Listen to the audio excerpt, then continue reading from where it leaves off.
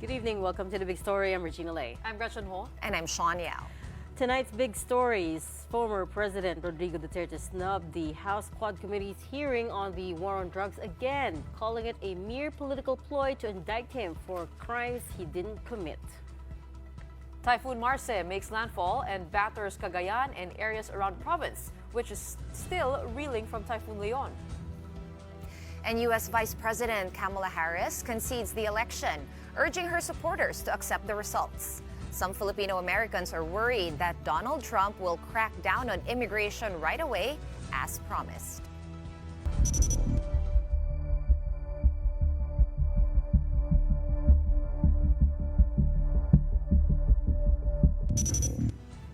Former President Rodrigo Duterte snubbed the House Quad Committee hearing on the war on drugs today, contrary to his promise to show up. Instead, he wrote a letter questioning the integrity of the panel. He said the inquiry was a mere political ploy meant to indict him for crimes he did not commit. This angered the lawmakers, of course.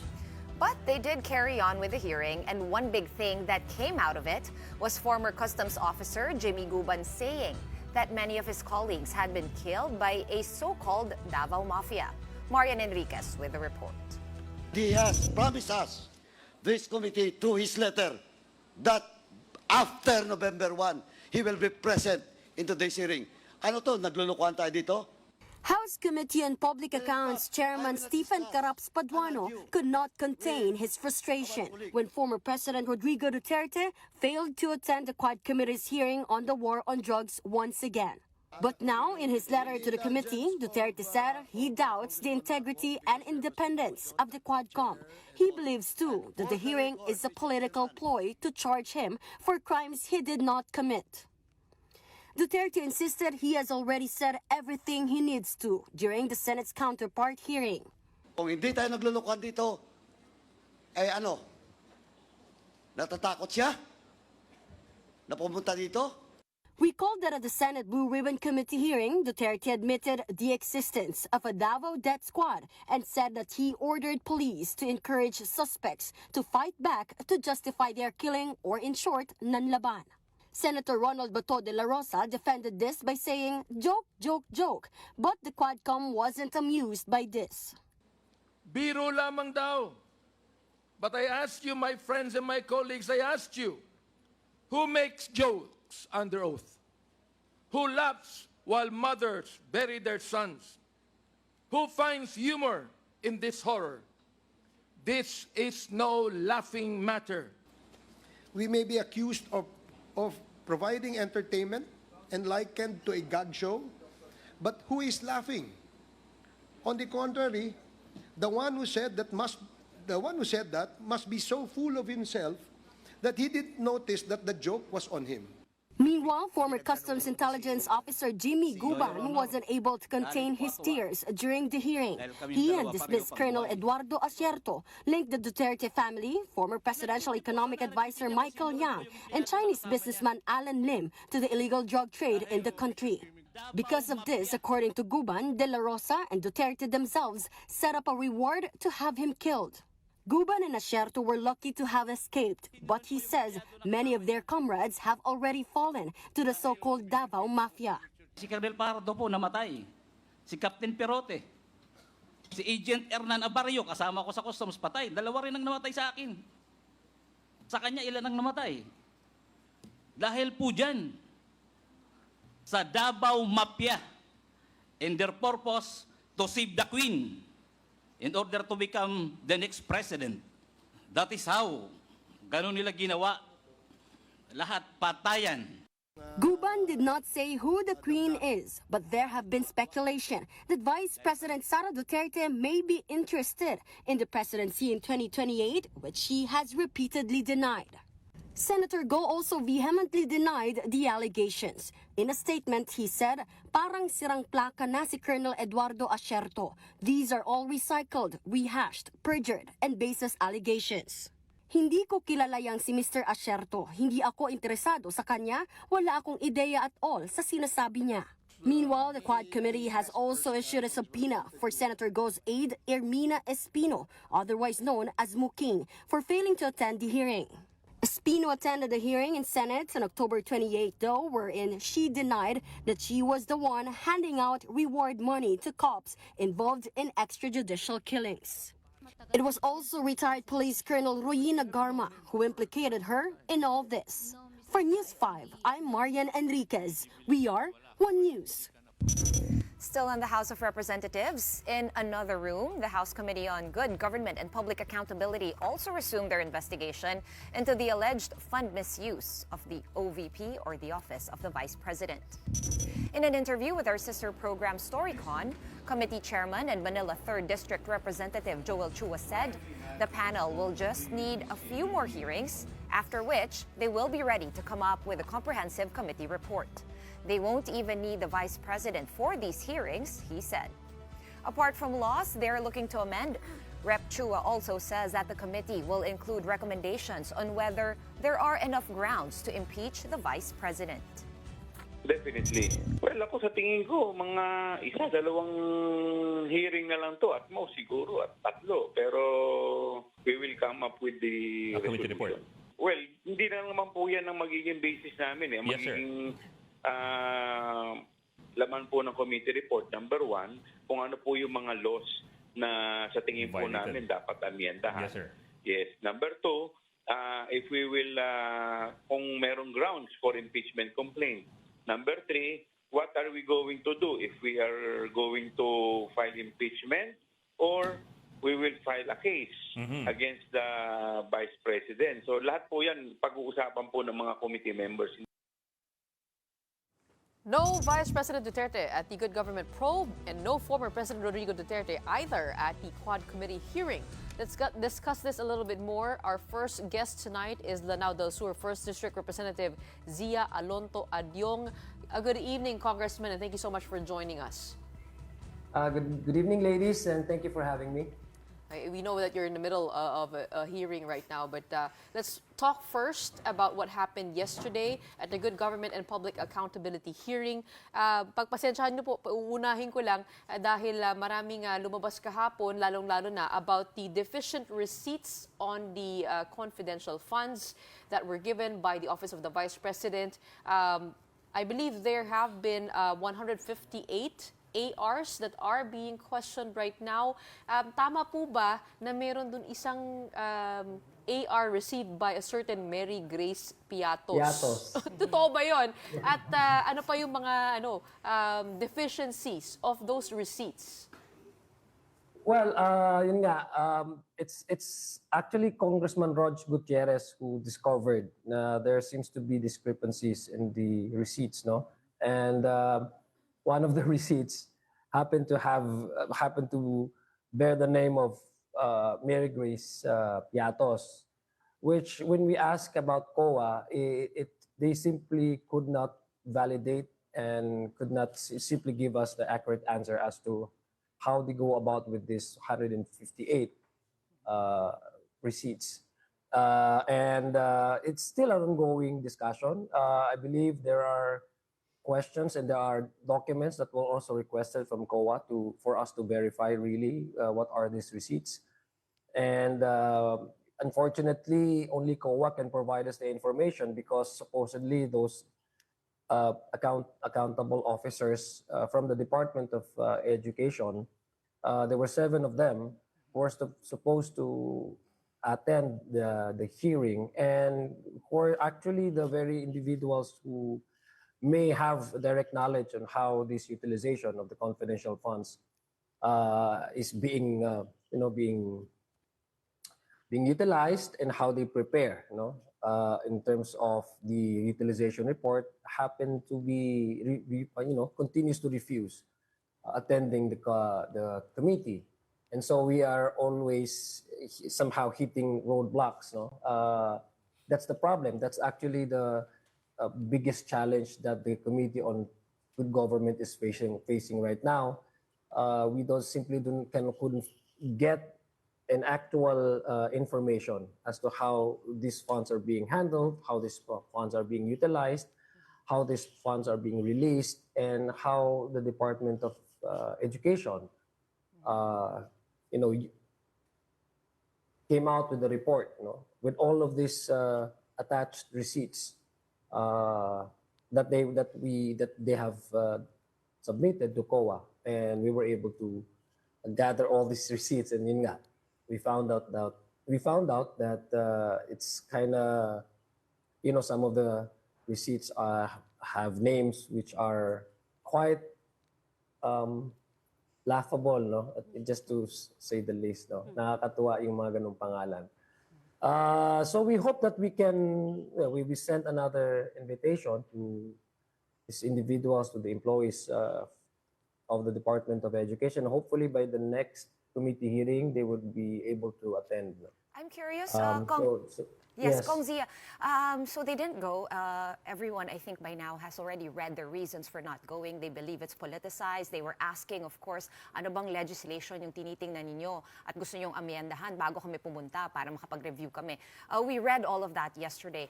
My question to you is, what's the plan now? It looks like there's a stalemate, right? So you're going to invite them again. If they don't agree to come, what's next for them? Contempt, subpoena, show cause order? What's the plan of the committee?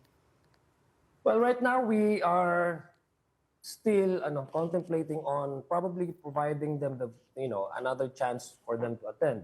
We haven't discussed really about whether we would send them or we would issue I guess we have already adopted and approved the subpoena ad testificandum, for them to appear before the committee. But then again, that the question really is that it's not really, parang ang mangyayari is they would actually provide themselves the chance to clear these allegations. I guess it's for their advantage.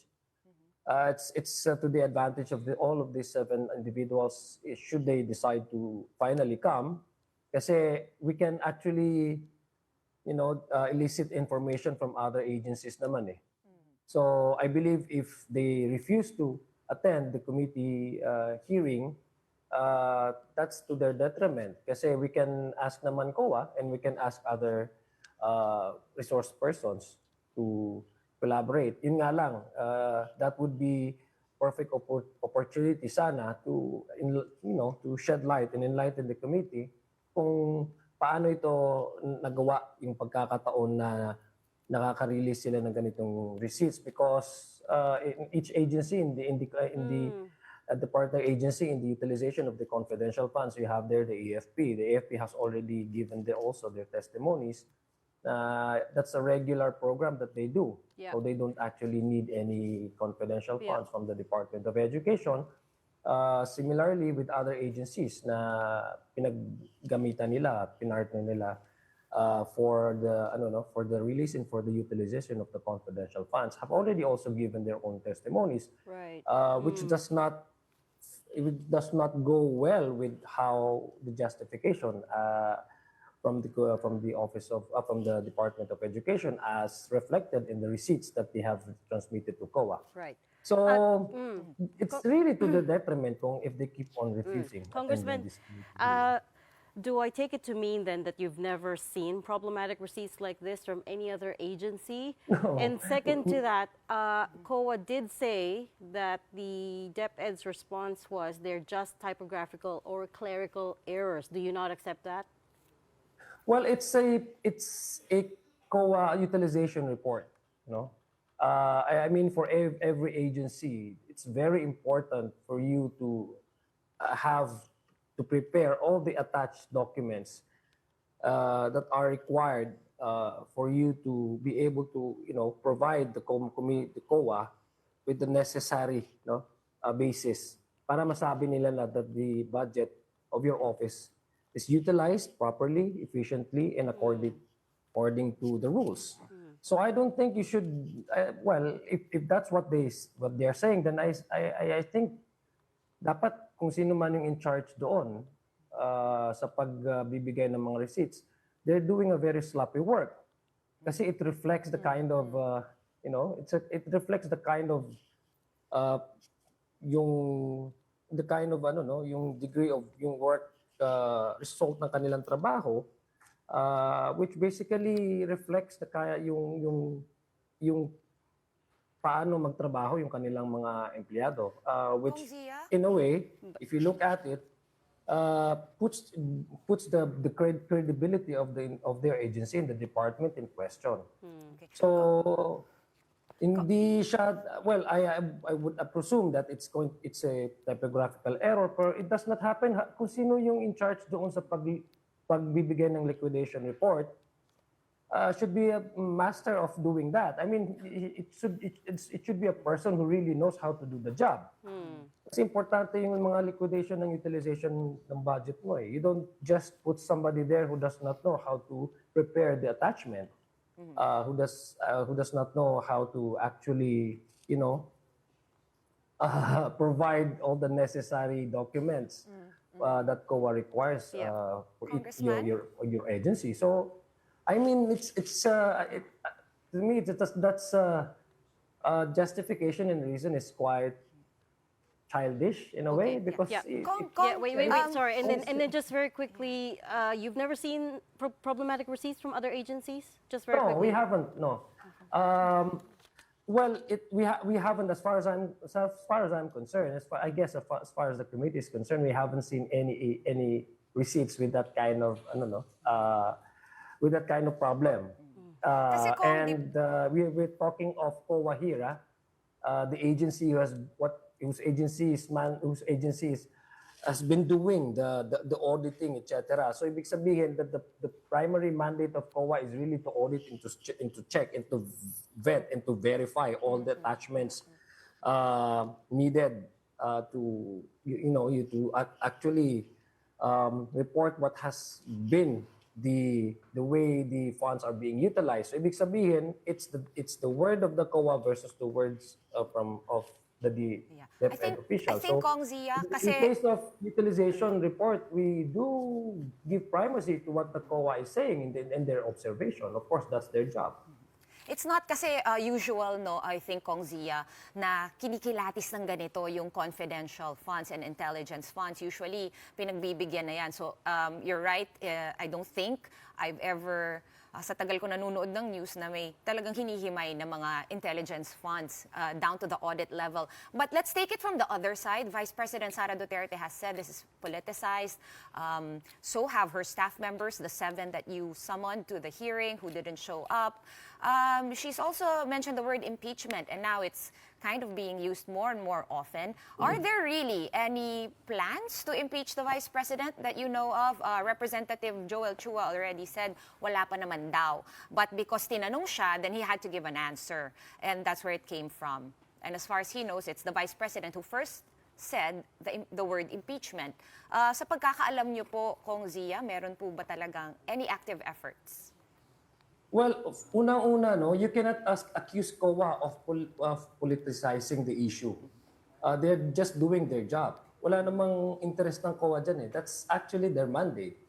I think she meant the House of Representatives and not COA. You mean the House of Representatives? Yes. No, we're just actually doing our mandate because there seems to be a problem. Unang-una, it's not us who really audited these funds. No, it's the COA who audited the confidential funds, and they came out with the disallowance notice of disallowances and yung AOM nila, yung notice of ano nila, no, yung what you call this, apart from the notice of disallowances, yung yung initial pa na binibigay nila na notices nila na something really is wrong.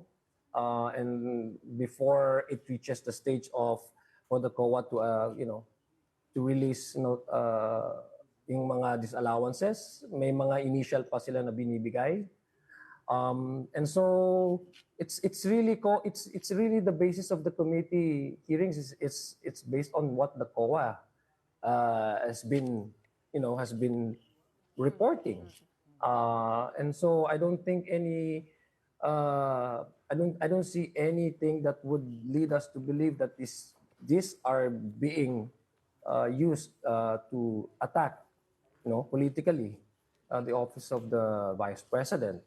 Because unang-una, it's not really the Committee on Good Government that actually, did all the auditing, it's actually the COA. And that's the reason why we've been asking the office of, I mean, Department of Office of the Vice President and the former employees of the Department of Education, so that we can finally, I don't know, listen to them and explain to them bakit nagkaroon ng mga ganitong discrepancies dun sa mga receipts, bakit nagkaroon ng mga errors, may mga typographical errors, and bakit ang COA ay nagbigay sila ng ng yung AOM nila.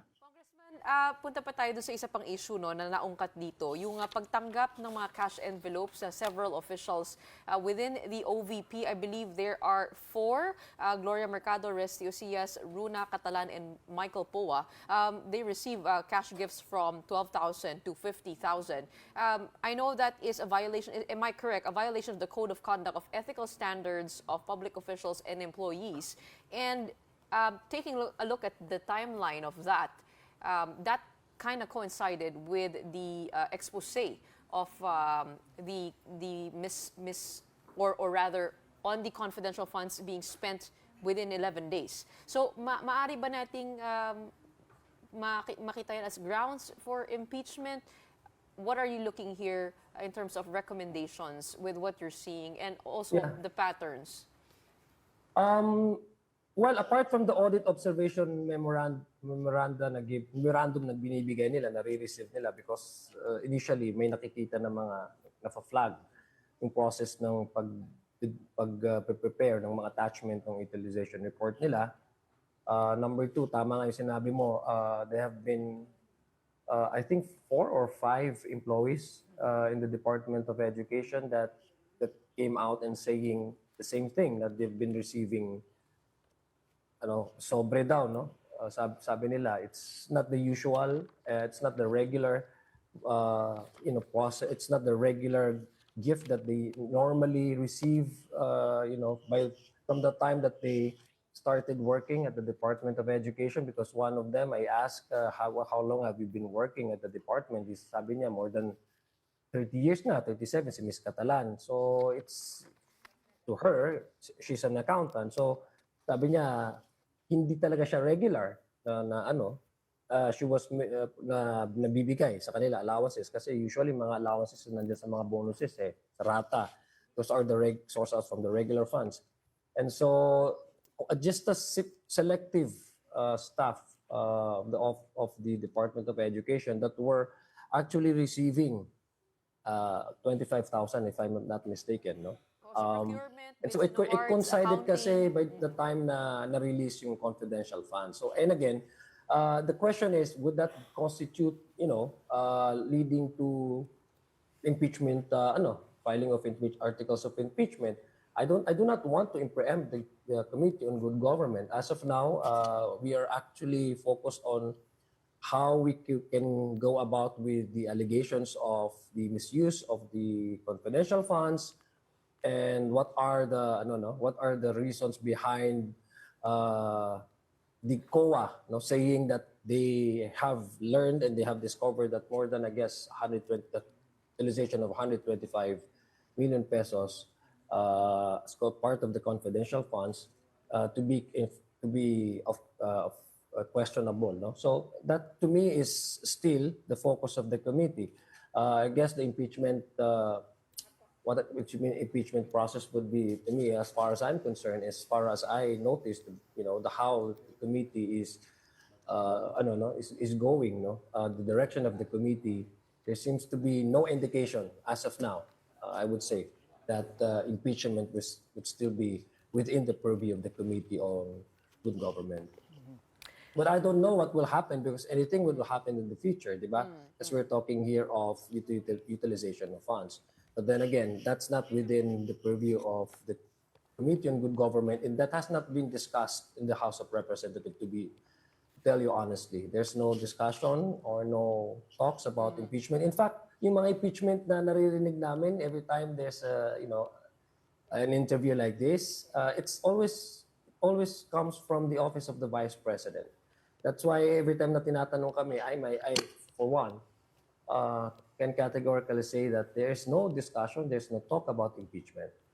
So if you ask me what's going to be the result of this committee on good government as far as the hearing on the utilization of confidential funds is concerned, I would tell you it's still ongoing, and it would be I would preempt what, for example, if I say to you that it's going to be the direction, it is going to be the result of the committee, since we still have to hear Okay. from the 7 employees of the Department of Education to really shed light on the allegation of the questionable receipts and the question on the utilization of the confidential funds.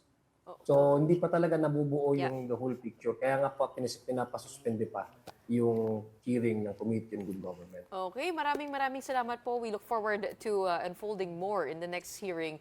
Thank you so much for joining us tonight. We have Lanao del Sur 1st District Representative Zia Alonto Adyong.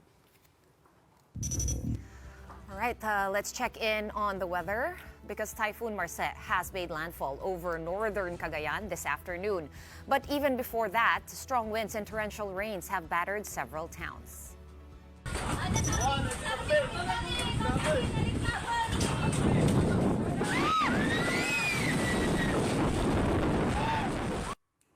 Now, before the actual eye of the storm crossed the town, strong winds shook homes and establishments to their foundations.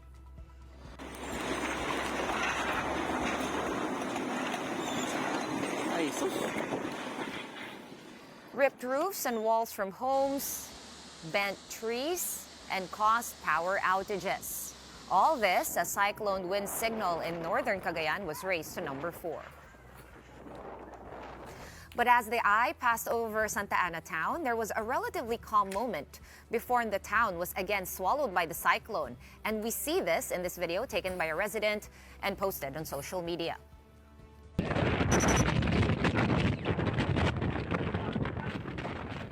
In Gonzaga, waves crashed along the shoreline. Houses also succumbed to the strong winds. The worst, however, is not over as Pag-asa warns of potentially life-threatening conditions due to very destructive winds, storm surge inundation, and torrential rains over the northern portions of Cagayan, Apayao, and Ilocos Norte. Signal number 4 remains up over the northern portion of Cagayan, including the Babuyan Islands, the northern portion of Apayao, and the northern portion of Ilocos Norte. Signal number 3 is up over Batanes, the rest of Cagayan, the rest of Apayao, the rest of Ilocos Norte, the northern portion of Abra, and the northern portion of Ilocos Sur. Meanwhile, signal number 2 is in effect over the northern and central portions of Isabela, the rest of Abra, Kalinga, Mountain Province, the northern portion of Ifugao, the northern portion of Benguet, the rest of Ilocos Sur, and the northern portion of La Union. Meanwhile, the rest of La Union, Pangasinan, Ifugao, Benguet, Isabela, Quirino, and Nueva Vizcaya, as well as the northern and central portions of Aurora, the northern portion of Nueva Ecija, and the northern portion of Zambales are all under signal number 1. Marce is packing maximum sustained winds of 175 kilometers per hour near the center with gusts of up to 240 kmh. Up next, we'll break down the result of the U.S. presidential elections and why the polls got it so wrong with geopolitical analyst Richard Hidarian. Keep it here on One News.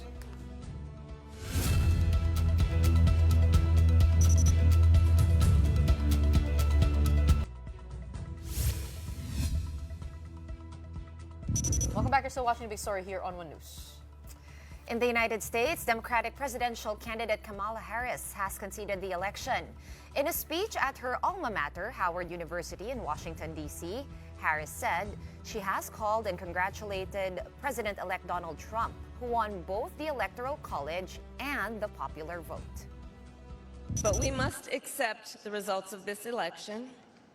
Earlier today, I spoke with President-elect Trump and congratulated him on his victory. I also told him that we will help him and his team with their transition and that we will engage in a peaceful transfer of power.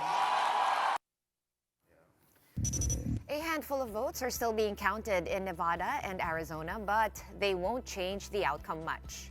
In the race to 270, Trump has garnered 295 electoral votes versus Harris's 226. Trump looks set to sweep all 7 swing states, which decided the election. Republicans also took back the Senate, while the House races are still being decided across the country. Exit polls show that it was Latino men who won it for Trump. This demographic typically leans blue, but turned red for the first time this election. An exit poll by Edison Research found that 55% of Hispanic Americans had voted for Trump versus roughly 36% in 2020. And that's a whopping 18 percentage point difference.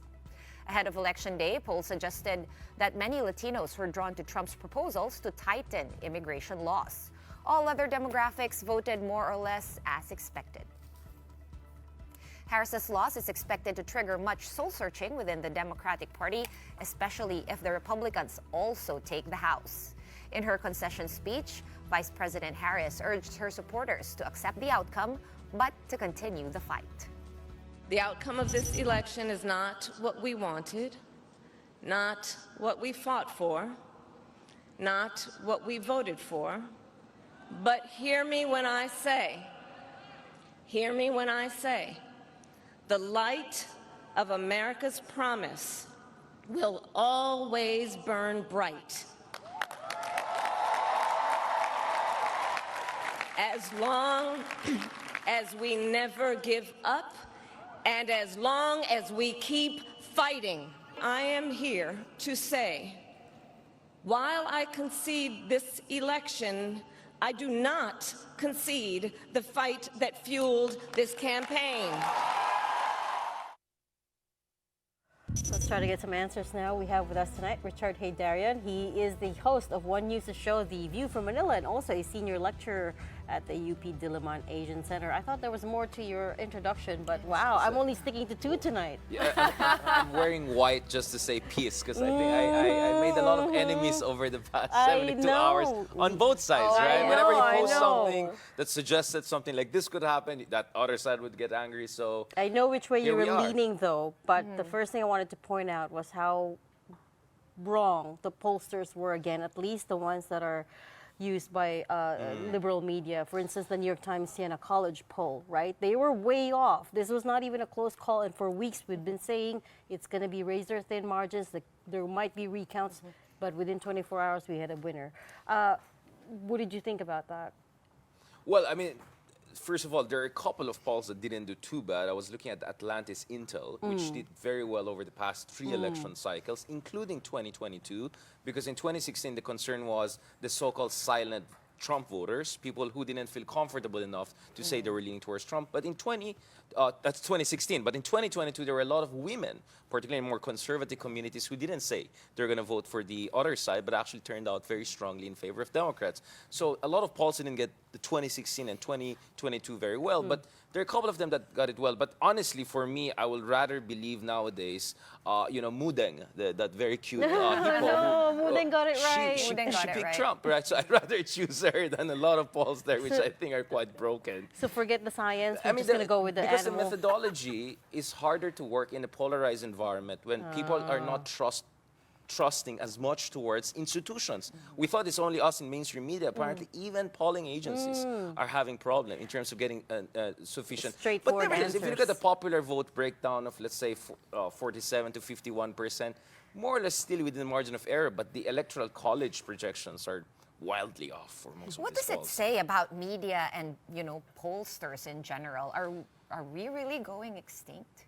Because that's what they're saying. Well, They're the saying ground that- is shifting, right? Right. The ground is shifting. In fact, I do agree with a lot of liberal commentators that perhaps if Kamala had agreed to do more of the podcasts, I saw Trump doing it with Lex Fridman, with Patrick Ben-David, and most importantly with Joe Rogan. And in fact, the Joe Rogan one was very important. It was almost 2-3 hours long. And Trump looked, I mean, we can disagree with the content, but he looked quite fresh, strong, and authentic. And there were a lot of voters, including in Wisconsin, who were asked about that. They said we may not agree with the guy, we may have issues with him, but it seems like someone na pwede kong kausapin. Relatability. While Kamala didn't seem to do those kinds of rounds with was a non-traditional prosecutor. media, etc. I mean, the SNL skit was great. Some of the other interviews she did great. But I felt they were not explorative enough, dynamic enough. Compared that to Obama, who was ahead of the curve Yeah. in fundraising, in communication skills. So the spontaneity and dynamism, we saw the very successful Obama campaign in 2008. We didn't see it as much this time, which makes you wonder what is wrong there. Is this a campaign strategy faux pas? Is it something about the candidate who, because one argument is had Biden dropped out earlier, and I think that's Yeah. becoming a dominant argument, Right. it would have given Kamala Harris enough time to build her momentum, her sense of self, so that she feels confident enough I feel to like do a 3-hour maybe- interview. I feel like maybe they were also looking at the wrong polls. Maybe they thought, okay, well, we have a 3 percentage point lead in Nevada or Arizona or whatever. And But they if you look thought, at the median vote, there were already alarming bells being set off, right? Remember, I posted something, a lot of our Democratic friends were not happy. Around 2 weeks before the elections, Biden had a 10-point lead in popular vote. Hillary had 6-point lead. Kamala was 1 point, essentially statistically tied. So she was already going to the final stretch, weakest by far, compared to any of the other predecessors, Democratic Do you predecessors. think it was limited time that kind of determined her fate here? Like if she had more time, she would have seen Probably. what to improve on. Or do you think she was not the right candidate? Because there are also analysis saying that she is not. If they had chosen another Democrat, they would have a better chance. It's always a conspiracy of factors, right? If Biden was as ready in 2023, then there would have been enough time for a proper primary. By the time it dropped, it was too late to do a proper primary, and Kamala seemed, they're in line. At the same time, you cannot disagree with the fact that Kamala never won a primary, through traditional. She didn't win it back in 2020, and this time she more or less inherited it. So there is some argument that it's not necessarily that she's a woman or comes from a minority background. Is that there are other women or candidates or from minority background who could have probably fared better, but it's really hard to say. All of this is, post hoc analysis, and a lot of blame game is going to go around.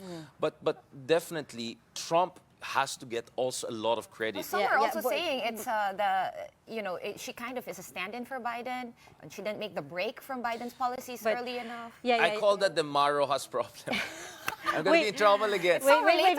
Right. Because you cannot be the continuity relatability. candidate when everyone is turning against the incumbent. So she should have dropped Biden under the bus on a couple of issues, particularly economy and immigration. She didn't distance herself. I also think that the ceiling and the bar for women are just that much higher despite all the progress we've made because she wasn't held to the same standards as Trump was. But anyways, we don't want to dissect too much U.S. politics. We want to talk about the implications for the Philippines. And one of the things that Jovi Francisco, our co-anchor, he's in D.C. right now talking to a lot of the Phil-Ams there. One of the things he's hearing is that they're worried about immigration, about what Trump will do on immigration. I'm going to run you a soundbite. Take a listen to this so I could have your reaction. As you know, there's very high so-called TNT population ng mga Filipinos sa Amerika. They will be very at risk. And if President-elect Trump will take a very inhumane approach to dealing with undocumented Filipinos in America. What do you think? You see, I respect any sovereign nations, push to guard their borders. And it is a messy situation when it comes to immigration. Now, of course, you can also say it's also Trump's fault because he blocked the bipartisan bill from getting through. You could also have said the Democrats should have got it through last Christmas when they had the momentum. So we can litigate it in different ways. But the reality here is that I think there's a high risk because this is not just Trump winning White House. They're going to most likely retain the House, the lower house. They're going to get the Senate. They have the Senate. This is where it gets interesting. It's not only a red trifecta, a Republican. It's a MAGA trifecta, or actually a quad, because the Supreme Court is majority conservative. In fact, majority and he's going to get a chance to appoint Catholic. more. Yeah. Right. So the House, the Senate. We have never been here. Presidency Tell and me the Supreme Court. when was the last time we had a president in such a moment of dominance? So I won't be surprised with such a dominant performance, that the more hardline elements will push for something that could be even overcompensation. Because there's huge demand right now for something drastic to be done. Again, we can argue about whether there's fear-mongering, there's racism, but that's the political reality. The gravity, I think, is more in the direction of overcompensation. So I'm worried. I'm worried, for a lot of Filipinos in gray legal area, a lot of Filipinos who want to rejoin their family. All of us have relatives in the U.S. or people who want to migrate there. Or I'm talking about even legal migration, not illegal migration. We're going to see a lot of toughening on that front. Or even if you have visa, when you enter U.S., I mean, throughout the years, I experienced that like certain cities at certain point, they'll have a double check, triple check. They're stricter. There's more questioning.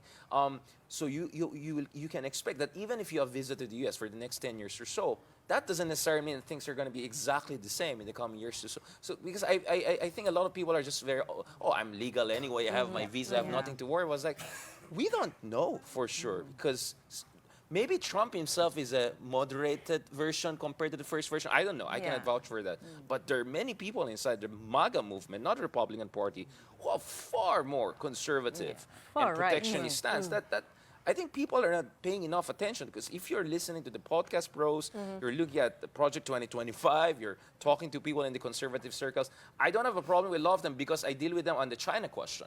Because I think on China, Trump could be very tough. Not Trump per se, but a lot of people, including Elbridge Colby, we had him on our show here. They believe Philippines has to be supported tougher than China. So those are good things.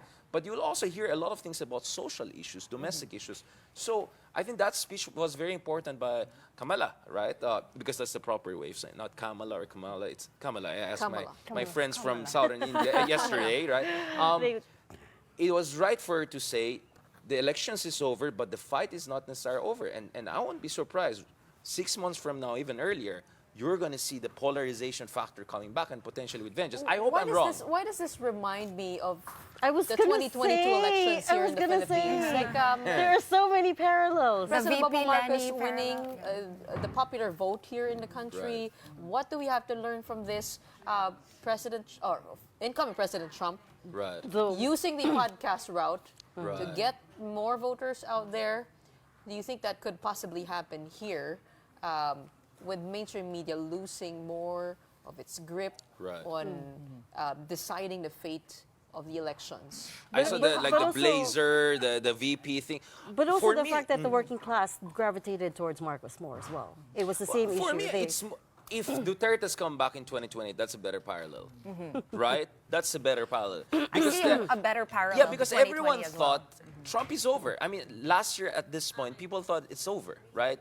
People thought the Republicans will not accept him anymore. Nikki Haley had some momentum. DeSantis was seen as an early potential contender. I talked to a lot of those Republicans in South Carolina, Georgia earlier this year. And then suddenly came back with a vengeance and very strong. So that's why you never underestimate populists and populist brand because they may go into hibernation mode. You might think they're done. And then if they survive that phase, and they can come back very strong. And former President Duterte can still run, right? Because yes, he's only had one term. And Sarah is she can run, but the unless father she's can impeached also or run. something, right? Exactly. So I think the lesson here is not only for liberals in the U.S. who do soul searching, you correctly mentioned, but also here in the Philippines, that getting A-list actors is great, but getting A-list actors and not doing the spontaneous stuff of podcasters, etc., it could backfire because the populists will say, of course you got the A-list actor because you're elite, you're oligarch. And that was exactly what Trump did. You see, all these A-list actors, they never felt inflation. They're not hurt by immigration. You ordinary folks, us podcasters. So it actually amplifies the populist argument. Target ni Kamala sa kanyang campaign. I mean, taking a look at them, putting them side by side, it is actually Donald Trump who is part of the elite. The housing she provided was more middle class. They credit for middle class and business, etc. But on inflation, what did she say that was going to reassure people that things are going to look better? I mean, she didn't even try to explain as well as she could have that the inflation is not even their fault. So I felt on the economy and immigration part, I said that even during the debate, that he was. But having said that, I am not discounting the possibility that racism or sexism or those factors could also be at play. I just don't like this idea that we always bring it down to that. Like in Philippines, it's only disinformation. Or in US, it must be because it's a number of factors. It could be a factor, but there could be other factors, including campaign, organizational or calling Having said the voters dumb. right? Oh, that's the worst thing you can do. Voter blaming is the worst thing you can do. Having yeah. said that, Trump also didn't say much about inflation, right? He just promised to cut it down, and he kept harking back to 4 years ago when inflation was down because there was the COVID pandemic, right? I have relatives in the people were U.S. not who spending. keep on telling me about the checks they got during Yes, pandemic that had correct. Trump's name there. Yeah. And I was like, it's not Trump's money. It's Congress who's passed it. And maybe But that's it why worked. people felt rich It back then. probably They worked with weren't the spending, Latino, they with were the getting African-American ayuda. community. Right, Because exactly. it's ayuda Yeah. at the end of the day. Yeah. It works. But- It's politics. Unfortunately, it's not. I've heard analysis saying that they're romanticizing the Trump era. Years. Yeah. And the reference. prior to the- So that's right, why right, in for them voting, even. it's called reference bias. When you Right. make a judgment, what are you comparing it to? So it looks like Trump years are far Right. enough into their memory for them to. It's nostalgia. Okay. Nostalgia for 4 years we're earlier. we're just gonna say that he is beloved by God, as some people say. Oh, We're and by not the way, doing- he survived 2 assassinations. Exactly. exactly. We are gonna It's hard to beat that, leave yeah. that there for tonight. We'll have you back on another night. Thank you so much for joining us, Richard Darren, host of The View from Manila. Not that other than. And I think we have talked off all the time that we have for the show tonight. Do we have another hour of this? Maybe in a With podcast? Richard, that's gonna be another show. Soon. Seems to work. Okay, the floor director is Right? angry. Oh, we are on news all sides all the time. Thanks for tuning in. Have a good night.